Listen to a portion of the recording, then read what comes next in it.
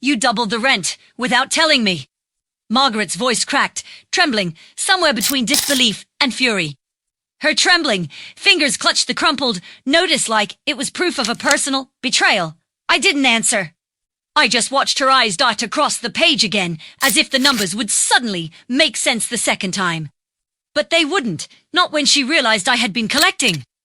Double the amount from her tenants for 6 months and keeping the difference.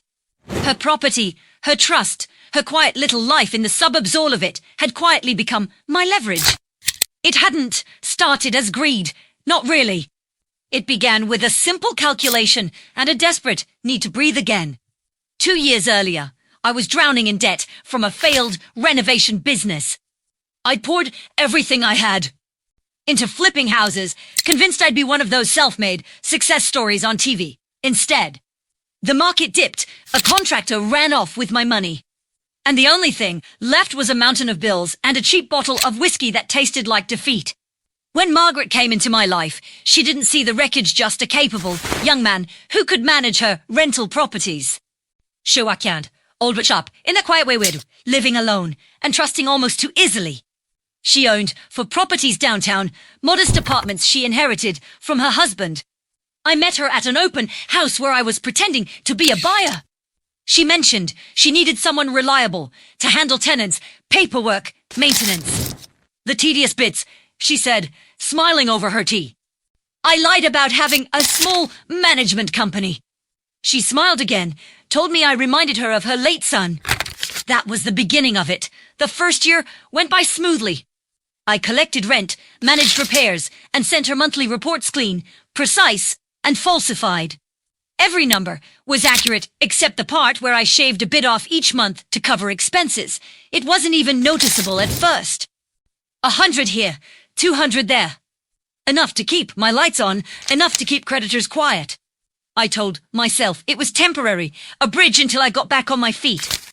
Then, one of the tenants, Louise from the 3rd floor, asked me about a rent increase notice. My heart nearly stopped.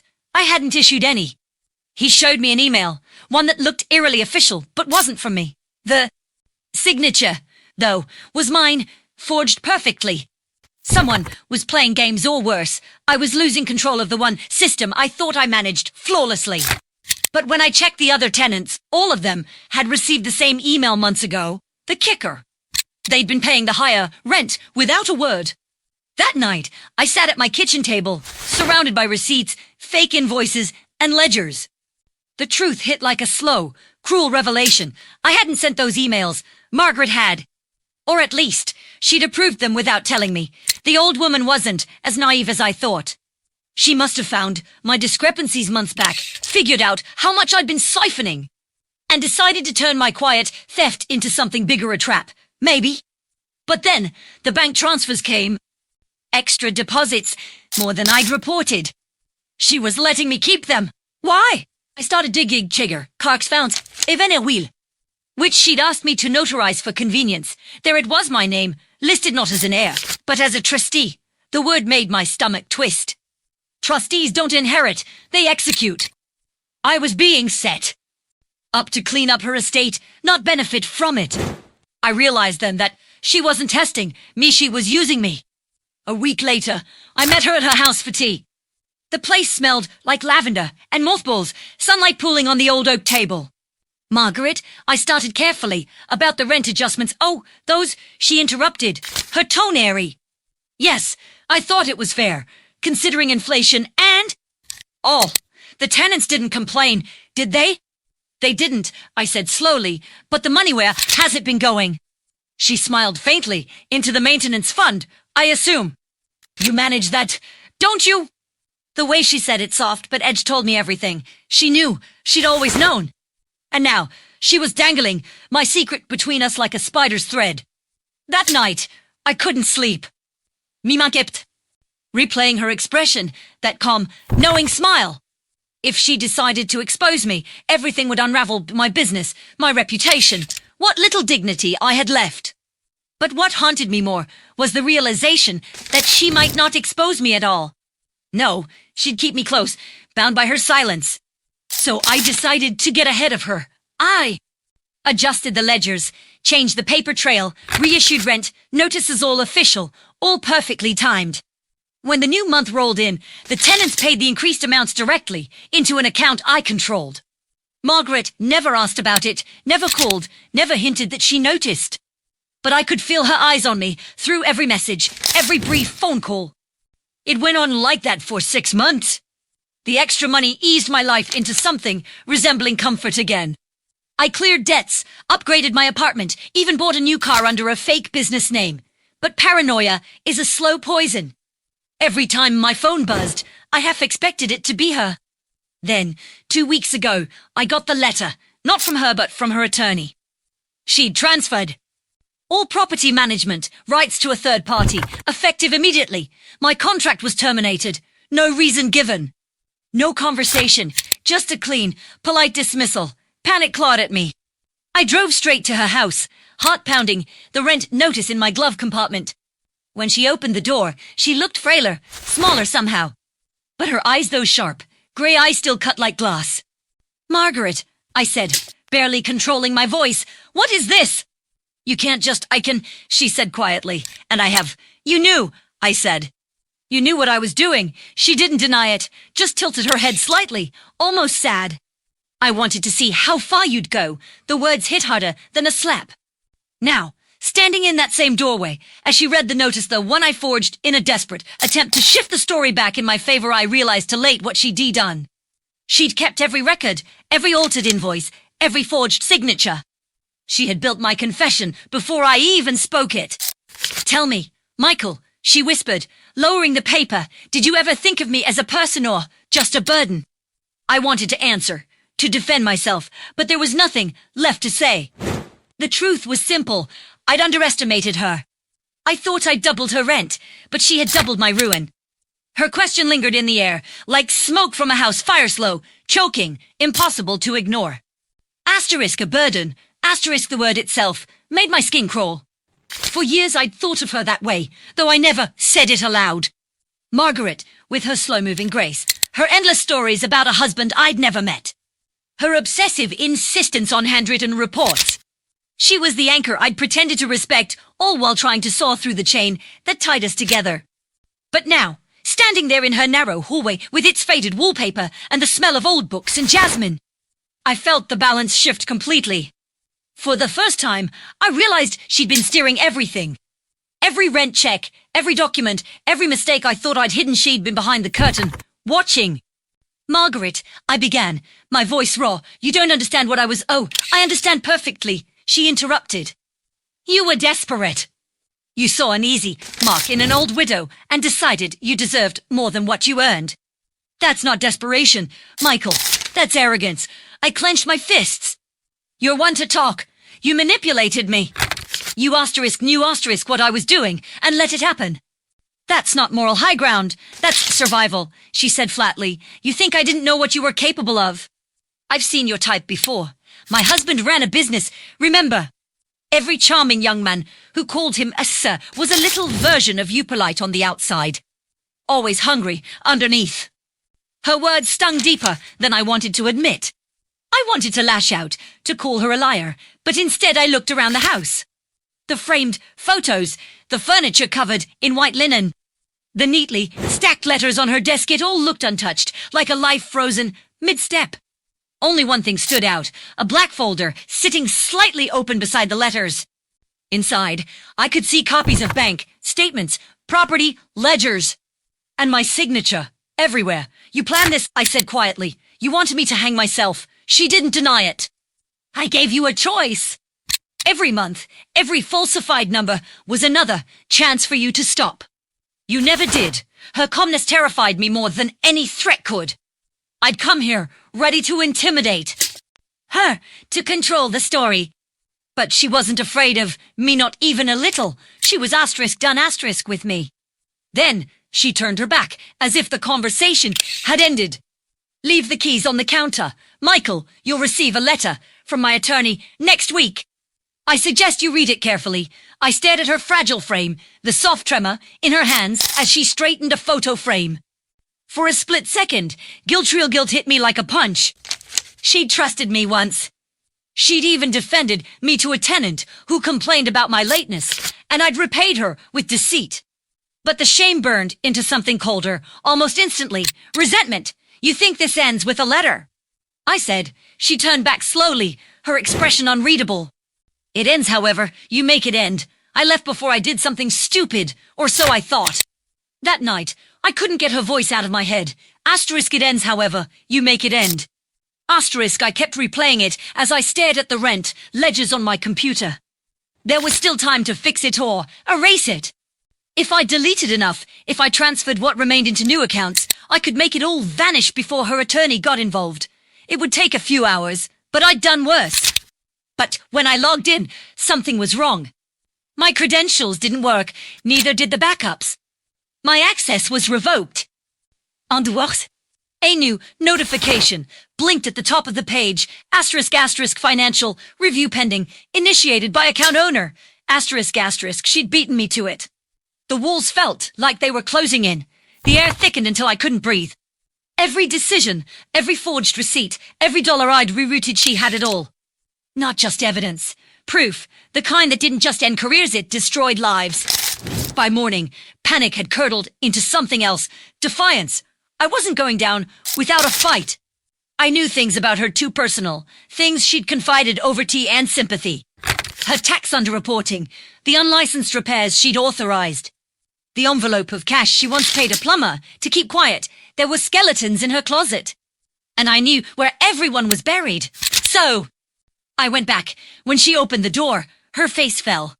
Michael, don't I think we need to talk again, I said, pushing past her. About how this ends, she sighed, closing the door quietly behind me. I was hoping you'd take the smarter path. Smarter? I laughed. You backed me into a corner. What did you expect? I expected you to be honest. Honest? I snapped. You've been lying too. Don't pretend you're some saint. You hid income. You broke tenant laws, hell. I could ruin you if I wanted. Her eyes met mine, steady and sharp. Then do it. The silence that followed was suffocating. She wasn't bluffing. She wasn't pleading. She was inviting me to pull the trigger that terrified me more than anything. You won't, she said finally, walking toward her study. Because deep down, you still want to be the victim. It's easier than admitting you became the villain. I followed her, words tumbling out faster than I could control. You think you've won. You think I'll let you destroy me. I don't have to destroy you. Michael, she said softly. You've done that yourself. That's when I saw it, the envelope on her desk. Addressed to the local housing board, sealed and ready to send.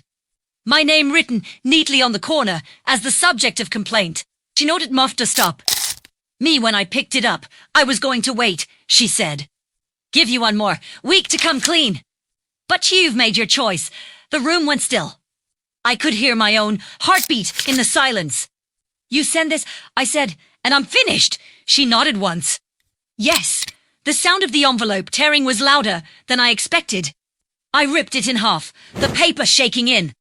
My hands. Her eyes widened not in fear, but in disappointment. Get out, she whispered. Not until. Get out. Her voice cracked on the last word. I froze, staring at her frail figure. Her hand gripped the edge of the desk, knuckles white, as if holding herself together. Then she looked at me with something I hadn't seen before, pity. You'll regret this, she said. I wanted to argue, to justify everything I'd done, but instead I turned and walked out. I didn't slam the door. I didn't say goodbye. I just left, my pulse pounding, her words echoing in my skull. 2 days later, I got a call from the police. They wanted to outfinalving Margaret Hale's properties. But that one throws me. The officers! Tone shifted when he said, and Mr. Reeves. We also need to discuss the events of last night. My throat went dry. What events? There was a pause. I'm sorry to inform you, but Mrs. Holley was found dead in her home early this morning, and just like that, the world went silent. The words didn't make sense at first. Mrs. Holley was found dead. They hung there, empty, impossible. Premier wa. Still on the phone, still breathing. Still in my own kitchen, but everything around me felt foreign, like a set built to resemble my life. I could hear the officer talking, something about an autopsy. About how I wasn't a suspect at this time, but my mind was already racing ahead, running back through every second of the last time I saw her. The envelope, the argument, the way her voice broke when she said I'd regret it. I hung up before I realized what I was doing. My reflection in the window looked like a stranger's, pale, unshaven, eyes wide and sunken. I grabbed my coat and keys, even though I knew it was too soon to show up there. But my body moved on autopilot. I had to see for myself. Estritois. Swarming with police when I arrived. Yellow tape across the front gate. Flashing lights painting the walls of the quiet little neighborhood in red and blue. Reporters were already gathering like vultures, their cameras pointed at the only house that had ever felt remotely safe to me. I parked half a block away and walked up slowly, trying to look like I belonged. But the minute I reached the tape, an officer stepped in front of me. Sir, you can't. I'm her property manager, I said quickly. Margaret Hoglancer Glees, I glanced at a clipboard. Ten bakat merchignition comforting way. Mr. Reeves, I froze. Yes, I was just about to call you again. You'll need to come with me. They didn't cuff me. They didn't even raise their voices. But every step toward that unmarked car felt like walking deeper into something I couldn't undo. At the station, the air was cold enough to make my teeth chatter. They sat me in a small, room-white walls, metal chair, single bulb overhead, like every cliché interrogation scene I'd ever seen in a movie. I tried breathing, sure I get start. After what felt like hours. A detective walked in. Mid-40s, sharp suit, no nonsense. He sat down across from me and placed a file on the table. Michael Reeves, he began. You managed several of Mrs. Hale's rental properties, correct? I nodded. Yes, for almost 2 years, and you were at her residence yesterday. Yes, but she was fine when I left. We just talked, he repeated. About what? Business matters, I said, forcing calm. She was terminating my contract, that's all. He didn't look convinced. Flipped the folder open and slid a photograph across the table. It was Margaret's study. The desk, the same one where I'd torn the envelope. But now it looked different papers scattered, one chair knocked over, the faint outline of something dark on the rug. She was found here, he said quietly. The cause of death appears to be blunt, forced trauma. The coroner's still determining specifics. The words hit like a hammer. You think I did this? I didn't say that, he replied. But neighbors reported hearing raised voices late in the evening. They also saw your car parked outside her home after midnight. My pulse spiked. That's impossible. I left before 9. He studied me carefully, as if reading the micro-expressions on my face. Are you sure about that? I wanted to shout, to swear that I was innocent, but then a flicker of doubt crept in. Asterisk, was I sure? Asterisk, I'd driven away angry, my thoughts a blur. I'd stopped somewhere, maybe at the diner on 5th, or was that the night before? Everything after leaving her house was smeared together, in my memory. The detective leaned back, tapping the folder with his pen. There's more. We obtained her home, security feed from the external cameras. My breath hitched, and he hesitated before answering. It shows someone re-entering the property around 12:17 a.m. The timestamp's clear. The figure's wearing a dark coat, same build as you. Unfortunately, the footage is partially obscured. Face isn't visible. I didn't go back. I whispered. I swear to God, I didn't go back. Then help me understand, he said. Why did Mrs. Holley make these notes? He turned a page in the folder, revealing a handwritten list. My name circled in red ink. Dates, amounts. Annotations like unauthorized withdrawal, forged document, meeting tense. Each entry was neat, meticulous. But at the bottom, one line stood out. Asterisk, asterisk, if anything happens to me, it was Michael. Asterisk, asterisk, for a moment, I couldn't breathe. The room tilted slightly, the edges of my vision blurring. Not fair, I said hoarsely. She was setting me up.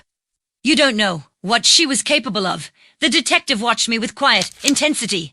Then tell me. So I did. Everything. The rent discrepancies, the fake ledgers, the confrontation, the letter. I spilled it all in one desperate rush, hoping that somewhere in the truth there'd be a piece that made me look. Mon agent.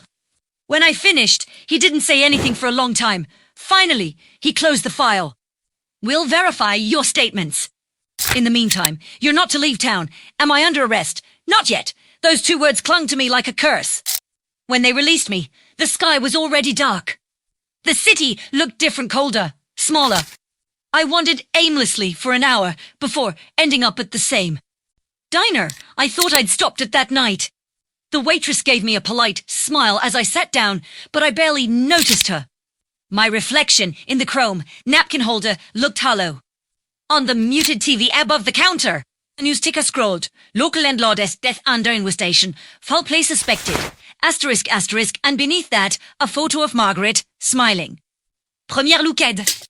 Away, gripping the edge of the table. There had to be a way out. Someone else could have gone back. Someone else could have killed there. Increases. Maybe a relative. She'd mentioned a nephew once a drunk who kept asking her for money. That thought sparked something. I pulled out my phone, scrolling through old messages, invoices, anything that might. Pointoim. His name asterisk David Holley asterisk popped up in one of her emails from months ago. She'd refused to lend him more money after the incident. If he'd shown up that night, angry and desperate, it could explain everything. But before I could dig deeper, a notification appeared on my screen. An email from an unknown address. The subject should have.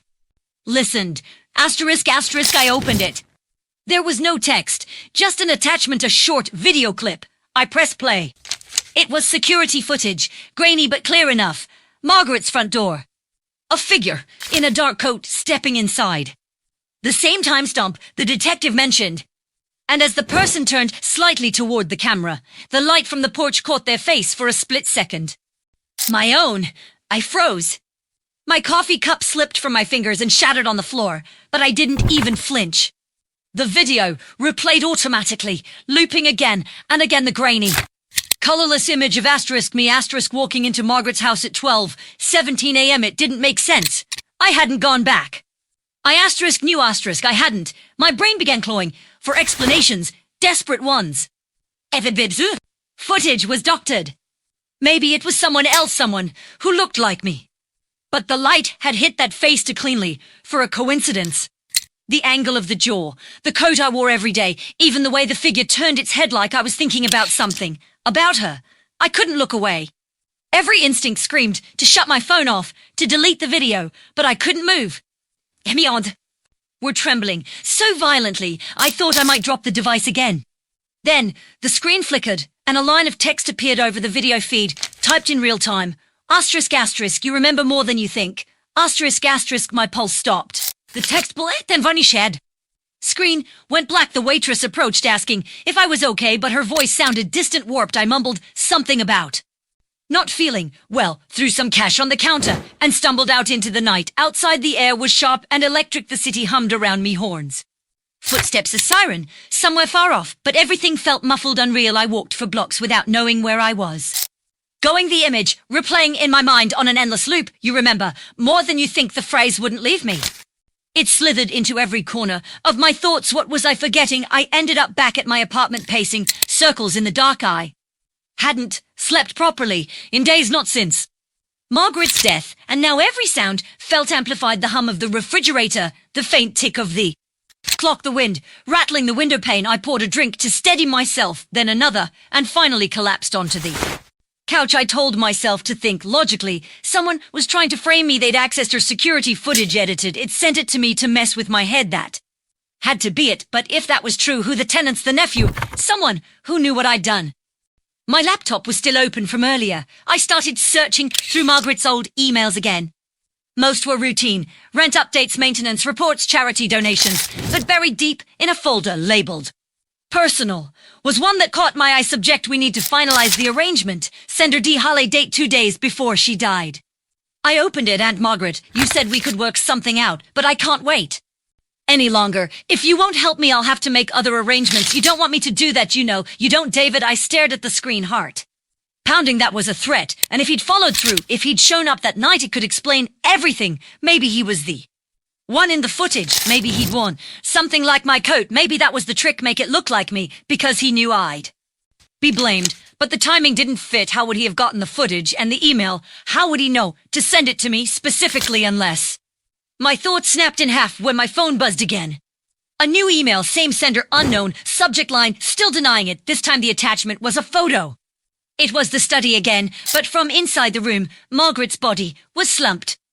Over the desk, her head resting in a small dark pool in the foreground, just visible in the reflection of the window, was a figure standing over her. The shape of the shoulders, the tilt of the head, it was unmistakably me. I dropped the phone like it was. Burning my hand, my stomach twisted violently, and I stumbled to the sink, retching when I looked up my reflection in. The kitchen window looked like the ghost of the man I thought I was. How was this possible? I tried to piece the night together again, every fragment. Leaving her house around 9, driving off, anger boiling, but no memory of turning back. I remembered pouring a drink when I got home. Then what, the clock reading 10:12, a phone call I didn't take, and then blank hours missing. A black hole in my memory. I needed proof, something tangible. I grabbed my coat and headed for the door, if I could. Retrace my steps, check street cameras, gas station, logs, anything. I might be able to prove I didn't go back there, but when I opened the door, something stopped me cold. A small, unmarked envelope lay on the floor, pushed halfway under the doorframe. My name was... To ice, it was me. Or rather, someone who looked exactly like me, same face, same posture, even the same coat. Every instinct in my body screamed to run, but my legs wouldn't obey. My brain refused to accept what my eyes saw. The air inside the storage unit grew heavy, close. What the hell is this? I stammered. Who are you? The figure smiled. You already know. The voice was my own, down to the same pitch, the same rhythm of breath. Hearing it come from outside my body made my stomach twist. No, I said, stepping back. No, this isn't real. You're not real. He interrupted, stepping closer. I'm as real as the night you killed her. My back hit the wall. My flashlight beam trembled across the photos, the duplicates of my face. The red handwriting. The words, he won't. Remember, until it's too late. I could feel the room spinning, my heartbeat echoing in my ears. I didn't kill her, I said. I didn't. He tilted his head, my head, and took another step forward. Then tell me what happened after 9 o'clock that night. My mouth opened, but no words came. Just a blank void where my memory should have been. I went home, I said finally. I remember pouring a drink. I remember the clock, and then nothing. I whispered. Exactly. He smiled again, wider this time, sharper. You left her house furious. You told yourself she'd ruined you, that she deserved to lose everything. But you also told yourself you'd go back, just to talk, just to make her understand. You remember saying that, don't you? I shook my head violently. No, I don't remember. She called you before midnight, he said. Left a message you never returned. You got in your car, drove back, walked into that house, and everything after that. He raised a hand, fingers twitching. You buried it. That's not true.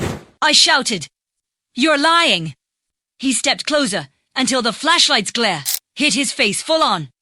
And for the first time, I saw it wasn't quite my face. The details were wrong, the eyes darker, the smile crueler, the skin around the mouth twisted just slightly out of sync with mine. Like a reflection seen through warped glass. What are you? I whispered. He leaned in, close enough that I could feel his breath on my cheek. The part you left behind, before I could move, he grabbed my wrist. The touch was freezing, like metal. You didn't mean to kill her, he said. But when she said she was going to the police, when she said your name would be in the papers, you snapped. I jerked free and stumbled back, hitting the desk. Papers scattered across the floor. Shut up. None of that happened. Oh, it did. He nodded toward one of the boxes. You just forgot to check the evidence. I turned, trembling, and looked down. Inside the open box were blood-stained gloves, a shattered wine bottle, and a small porcelain figurine, Margaret's favorite, one from her living room. The one she'd said reminded her of her late husband. The base was cracked, red smears along its edges. My vision blurred. No, she begged you to stop, the voice went on. You hit her once. Then again, you told yourself it was an accident. You paniked. You cleaned what you could, left her there, and convinced yourself it hadn't happened. I dropped to my knees, clutching my head. Stop it. Stop. But the voice didn't stop. It grew louder, filling the space until I couldn't tell if it came from him or from inside my skull. You erased the evidence from your reports. You deleted the emails. But she knew. She always knew. I pressed my palms against my temples. Images began to flash behind my ice fragments of that night, like broken glass glinting in the dark. Margaret's face twisted in fear. The sound of something breaking. My own hands, trembling, wet, then silence. I gasped and fell forward, barely catching myself. My breath came in ragged bursts. When I looked up, the other version of me was gone. Only the empty doorway remained, the night wind pushing faintly against the storage door. I staggered outside, the cold air slapping me back into the world. The lot was empty, no cars, no movement. My phone buzzed in my pocket. A new message, no sender, just one sentence. Now you remember. I collapsed against the wall, shaking as the truth settled over me like ice water. I had gone back. I had killed her. But before I could fully process it, headlights flared at the edge of the lot. A car door slammed. Mikael. Reeves. A voice shouted. Police, step away from the building. I turned slowly, the phone still clutched in my hand. Red and blue lights strobed across the metal walls. And behind the offices, in the reflection of a storage door's polished surface, I saw Magemirosel smashing a cig. Then he whispered, though his lips never moved, "Welcome back." Blurred into a smear of color, and noise lights, voices, hands grabbing at my arms. Someone was shouting my name. I remembered the cold bite of metal cuffs and the echo of my own, ragged breathing, as they pushed me against the hood of a patrol car. The world tilted, dipped, and fractured into snapshots, the flashlight beams sweeping the open unit, the officers murmuring. As they found the box, the red smears glinting under fluorescent light, I didn't fight. Couldn't. I just stared at my reflection in the window of the car, my face pale and streaked with sweat, eyes wide and vacant. For a heartbeat, I thought I saw him again, the other me, watching from behind the glass, expression calm and knowing. Then the door slammed, and the sound shattered the image. The ride to the precinct passed in near silence. The officers spoke quietly into their radios while I sat shackled in the back seat. Head bowed, trying to breathe around the memory pressing against the inside of my skull. It wasn't a single clear picture, yet just flashes. Margaret's house. The smell of brandy, my voice, thick with anger. Her hand raised as if to steady me, the hollow asterisk, crack asterisk of porcelain. Then nothing but the sound of my heartbeat, loud and frantic. At the station, they led me into a different room this time. Larger, with a metal table, empty chairs. The detective from before Harper walked in, file in hand, his expression unreadable. He didn't sit right away. He stood across from me for a long time, studying my face. "You look like you've seen a ghost," he said finally. I almost laughed.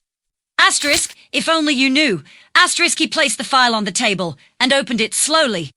"We went through the unit you rented under an alias, M. Ellis. The contents are extensive." He tapped the edge of a photograph Margaret's study again, this time with evidence tags. "You want to explain why we found this? Or do you want to wait for your lawyer?" "I don't remember," I whispered. "I swear I don't remember setting that place up." Harper's eyebrows drew together. "But you admit it's yours." "I don't know," I said.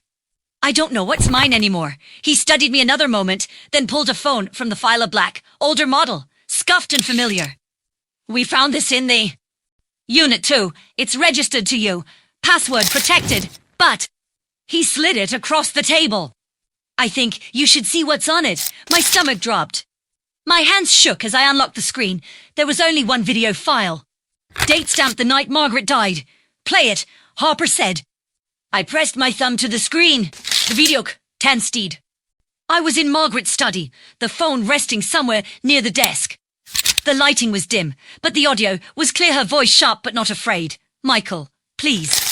This isn't the way. You were going to destroy me." My recorded self snapped. "Everything I built," she said, incredulous. "You built nothing but lies." Then came the sound, sharp, sudden, final. The camera jerked, toppled sideways. There was a gasp, a cry, and then silence. The screen went black. I sat motionless, every muscle frozen. Harper exhaled slowly. You want to tell me why you recorded it? I didn't. My voice cracked. I don't remember filming that. I don't remember going back at all. Memory can be tricky when guilt's involved. But that wasn't it. This wasn't guilt, this was something else, something splintered. My mind flickered again, the memories shifting and rearranging like puzzle pieces snapping into place. I saw myself leaving her house that first time, gripping the steering wheel so hard my knuckles turned white.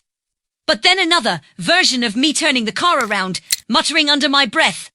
My reflection in the rearview mirror, smirking as if it belonged to someone else. Two of me, one driving away, one going back. I wasn't alone that night, I said quietly. Harper frowned. Meaning, I don't know how to explain it. But I wasn't alone. He closed the file and leaned forward. Michael, we're past the point of riddles. You need to understand how this looks. You had motive, opportunity, evidence. Unless there's something you haven't told me. You're going to prison for a long time. I swallowed hard. There's something you haven't seen. He hesitated, then gestured for me to continue. The emails, I said. The ones from an unknown sender, the ones with the footage.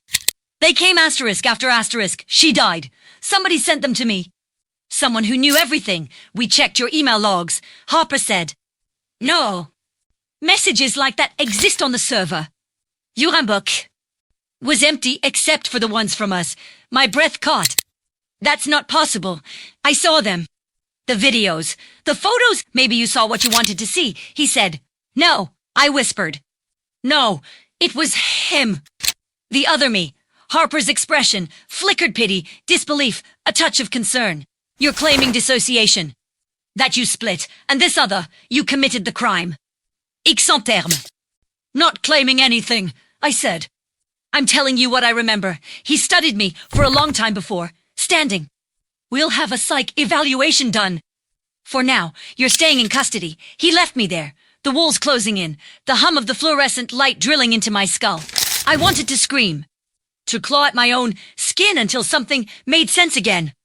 Hours later or maybe minutes. Time was up. Blur. The door opened again. A new figure, a woman, in a grey suit, hair pulled back tight, eyes calm but sharp. I'm Dr. Rowan, she said, setting a file down. They asked me to evaluate you. I didn't respond.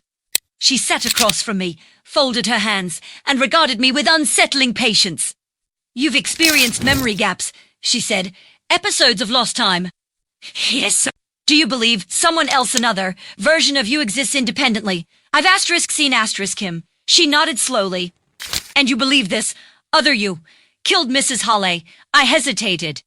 He said I did. He said I just forgot. She leaned back. You understand how the mind protects itself? Yes. When faced with trauma or guilt, it can fracture, create distance. Sometimes that distance looks like another person. You think I made him up. I think you saw what you needed to see. I stared at her. Anger sparking faintly through the fog. Then how do you explain the messages? The footage. She gave me a small, almost sympathetic smile. We checked your devices. None of it exists. Michael! Whatever you saw, it was created in your head. Your subconscious has been showing you the truth in the only way you could handle it. Her voice softened. You didn't want to remember killing her. So you made a version of yourself that could take the blame. I wanted to deny it. To tell her she was wrong, but the words wouldn't come. Because somewhere deep down, I could feel it, the fracture, the split. The part of me that had done it, and the part that had spent weeks pretending he hadn't. Dr. Rowan gathered her notes and stood. We'll talk again tomorrow. When the door closed behind her, I sat in the silence, staring at my reflection in the polished metal table. For a long time, it just looked back same.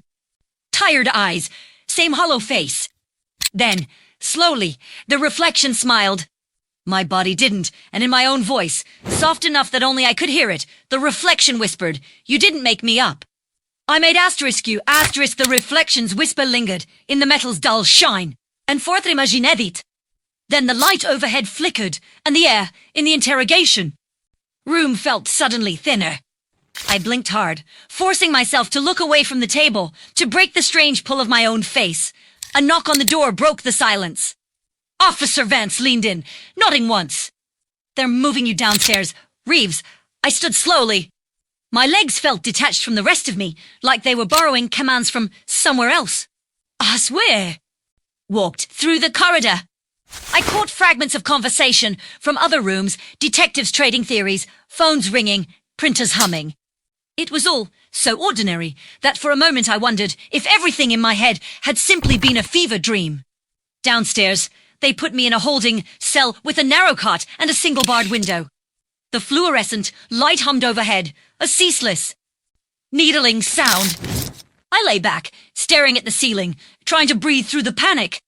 I'd spent years living by numbers, schedules, reports, the clean certainty of figures on a spreadsheet. Now nothing inside me added up. There was the man who forged the rents, the man who confronted Margaret, the man who stood over her in that video. And then there was this asterisk version. The one trapped here, unsure which of the others had been real. Sleep came in jagged bursts. Each time I closed my eyes, I saw my reflection, mouthing words I couldn't hear. Each time I woke, it took longer to remember where I was. On the third day, Harper returned. He looked tired, tie loosened, coffee cup in hand. "You've got a visitor," he said. "A lawyer." I shook his head, someone who claims to be a family friend. "Syed, Mrs. Holley asked her to find you if anything ever happened." He opened the door and stepped aside. A woman entered, mid-30s, dark coat, confident posture. Her eyes held the same sharpness Margaret's had, the same unnerving calm. "I'm Claire," she said. "Margaret's niece." I sat up. I didn't know she had a niece. She didn't talk about me much, Claire said, taking the chair opposite. "We weren't close. But she left something for you." She slid a small envelope across the table. My hands trembled as I picked it up. Inside was a single key, brass, old-fashioned, and a folded card. Asterisk, asterisk, Michael. Asterisk, asterisk, the truth always finds its way through cracks. If you want to understand what you became, use the key, but be certain you want to know. Some memories don't stay quiet. Once woken, M.H. Claire watched my reaction carefully. She mailed that to my office the morning she died, she said. I only just received it. I stared at the key. The tag attached read asterisk, asterisk, Blue Ash Hospital. Records. Asterisk, asterisk, I didn't even know that place still existed, I murmured. Doesn't, Claire said. It closed nearly 20 years ago. Harper leaned in the doorway, arms crossed. What kind of records are we talking about? She shrugged. The letter doesn't say. Something deep in my chest shifted. A quiet, instinctive pull. I need to see them, I said. Harper frowned. You're not going anywhere. Then send someone else, I said. If what she left there explains any of this, don't you want to know? Hesitated. Then sighed. We'll verify the address. If it's real, I'll get a warrant. But you're not setting foot outside this building. That night I lay awake, replaying the letter in my head. Asterisk what you became, asterisk the phrasing, hooked under my skin. Not asterisk what you did, asterisk what you asterisk became, asterisk the next afternoon. Harper returned with a thin folder. You were right, he said. There was a storage room in the old hospital, leased under Margaret's name. It's been untouched since the place closed. He set the folder down. We're sending a team tomorrow. You'll stay here. I nodded, though every nerve in my body screamed to go with them. When night came, I couldn't sleep. The humming of the light pressed against my skull until I thought I'd go mad. I sat up, rubbing beacon från ditt svung upp Landlord. A guard stood in the corridor, young, nervous-looking. Detective Harper wants you upstairs, he said. Now, I followed, confused, heartbeat rising. But when we reached the end of the hall, Harper wasn't there. The corridor was empty.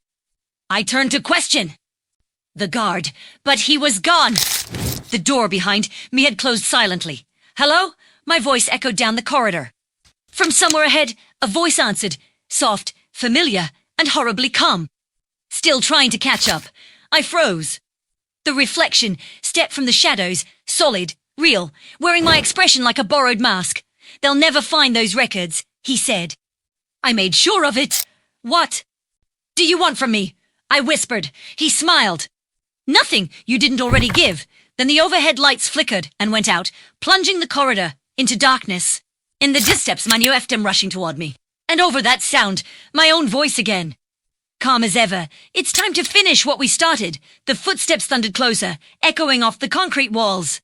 For an instant, I thought the darkness itself was moving, swallowing sound and air alike. Then the lights flared back to life and the corridor was full of officers. I blinked against the glare, dazed, heart hammering. But when I turned toward the spot where the reflection had stood, there was nothing there, just an empty stretch of hallway. Hands grabbed me, steady but not rough. Someone was talking into a radio. Another voice Harper's cut through the noise. He's okay. Get him upstairs. They half-guided, half-carried me back to the interrogation room. I sat trembling, lightheaded, the memory of that other voice still humming in my ears. Harper crouched in front of me, eyes level with mine. What happened? I told him everything: the door, the guard, the reflection. He listened without interrupting over his face. There's no guard on duty matching that description, and the door to your cell was locked when we got there. You were alone, Michael. Then who opened it? He didn't answer. Branulate, a text from the hospitals. They'd gone in despite the confusion. Inside were patient, records, hundreds of them, yellowed paper, brittle edges. One file bore my name. Harper opened it slowly. I leaned forward, dread and curiosity twining in my stomach. The file was thin. A few intake notes, a psychological evaluation, a discharge summary.